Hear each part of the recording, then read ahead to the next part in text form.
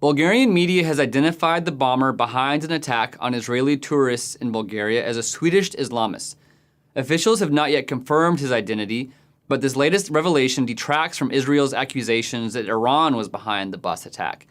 Regardless of who conducted the attack, the target was a soft and vulnerable one, less likely to be noticed by Israeli and other authorities.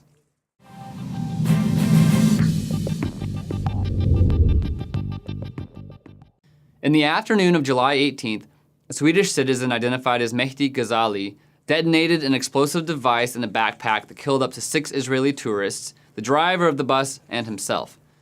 Ghazali targeted the Israelis outside the airport in Burgas, Bulgaria, a popular Israeli tourist destination. According to surveillance camera footage from Bulgarian authorities, Ghazali was waiting for a flight full of Israeli tourists. When the Israelis arrived at the airport, the operative apparently followed them to waiting buses. As the tourists were loading their luggage in the compartment under the bus, the operative detonated the bomb concealed in his backpack. Most of the damage to the buses appears to be fire damage caused after the initial blast. This attack comes after at least 6 other plots targeting Israelis abroad so far this year. Israeli and local national authorities from Cyprus to Thailand have uncovered or witnessed plots and attacks against Israeli targets. This string of attacks is eventually linked back to Iran. So it's not surprising that Israel immediately blamed Iran for yesterday's attack. Israel and Iran are locked in a covert war that has seen Iran target Israeli diplomats abroad, while Israel has gone after Iranians involved in its nuclear development program.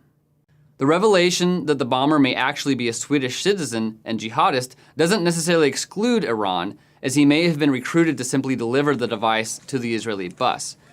But it certainly puts distance between Iran and this attack. It's important to remember that Iran is by no means the only enemy Israel has in the world. Israeli tourists have been attacked numerous times by al-Qaeda-linked jihadists in places like the Sinai and Egypt.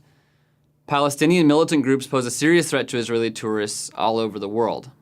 The attack in Bulgaria, then, should not come as a surprise to Israel. Israeli officials have been on high alert around the world watching for attacks against Israeli targets for some time. But noticing and thwarting attacks on diplomats is different from preventing attacks against tourists. Diplomatic interests are a much more focused and hardened target set that security assets can keep a close eye on. The first thing those security assets watch for is surveillance. Surveillance tactics that had to have been used in the Bulgaria attack would have been more noticeable around an embassy. It is apparent from the way the bomber carried out the attack that he, and likely many others, had conducted surveillance and prepared significantly for this attack. The operative knew, for example, that the tourists were arriving at a certain time and that they were boarding a bus from the airport. That takes specific knowledge, most likely acquired from surveillance and probing.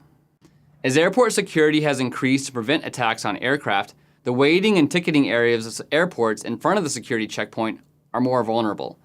We have seen jihadists exploit this vulnerability elsewhere, for example, in Frankfurt, Germany, when a gunman from Kosovo shot and killed 2 U.S. military personnel in the drop-off area in 2011. The Bulgaria attack, then, no matter who conducted it, further demonstrates the difficulty of detecting attacks against soft targets like tourists in public places like airports.